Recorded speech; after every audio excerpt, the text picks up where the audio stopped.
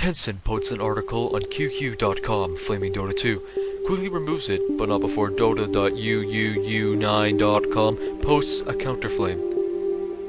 Dataland note: the original Tencent Flame article was at link, but has now been replaced by a completely different topic at the same link. Amongst other things, it claimed that Valve was selling Dota 2 for $100 each. Nonetheless, if you think Riot does shady things, wait till you see some of what Tencent does to promote its own interests or crush competitors. This is the first shot fired of an inevitable crash to be heard across all of gaming.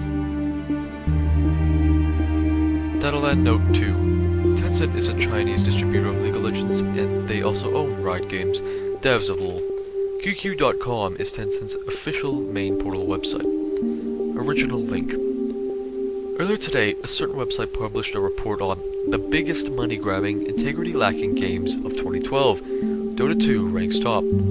Therefore, we at UUU9 Dota will debunk each one of their claims one by one. Number 1. Claiming that Dota 2 is literally the most expensive game in history with a price of $100 US. The Tencent article claimed that there is only one way to buy Dota 2 with a price of $100 US.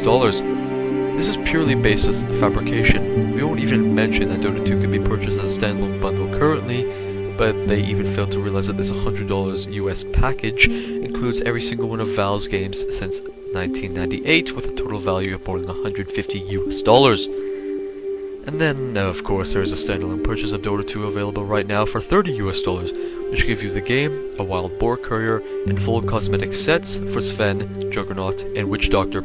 Compared to a certain penguin company, they mean Tencent is a mascot logo for Tencent, is a penguin, selling skins one at a time for over 100 RMB each. We think everyone will be able to realize that in their own hearts, what is what here. 2. Flaming Dota 2 translation team for profiting from beta keys. This is really causing a fuss out of nothing. First off, Valve giving keys to the translation team is not compensation. It's more of an effort to use the translation team to spread the keys to Chinese players and thus grow Dota 2 in China. The translation team often posts keys on their Weibo accounts.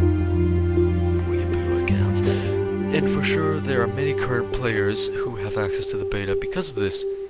As for how Valve actually thanks their translators, they have other means, such as mailing gifts from America or inviting them to tour their office, etc. We're sure most people have seen this from interviews at TI2 and will understand.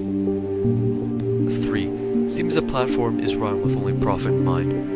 Compared to a certain penguin company, aka Tencent's reputation as the king of copying, Steam itself is a superior platform that is unique and groundbreaking in its convenience and pushing of the entire industry. Traditional retail channels, game developers only get 30% of revenue, while on Steam they get up to 70%.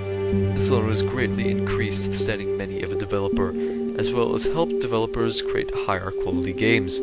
Yet Penguin Company's motto for operating is to copy a popular game or platform and then spam the internet with brain-dead pop-up advertisements, and in the process destroy many decent websites while simultaneously spurning more unhealthy and unfair forms of competition in the domestic gaming industry, not to becoming the root cause of such a pro-life rating trend of copying and infringing in the entire Chinese gaming industry. After reading the above, hopefully everybody has an understanding of what the situation is now. Interestingly, compared to a certain penguin company going out of their way to try to stifle and slander Dota, Valve has shown a degree of openness. In addition to Valve saying that they will not limit players and are rumored to be allowing Penguin Company's League of Legends onto the Steam platform, Gabe Newell has also said that he is a fan of all games in this genre, not only limited to Dota 2. I think MOBA style games are a pretty nice genre. They're very exciting when you play. The reason we're doing this the way it is because everyone at the company are fans of this type of game.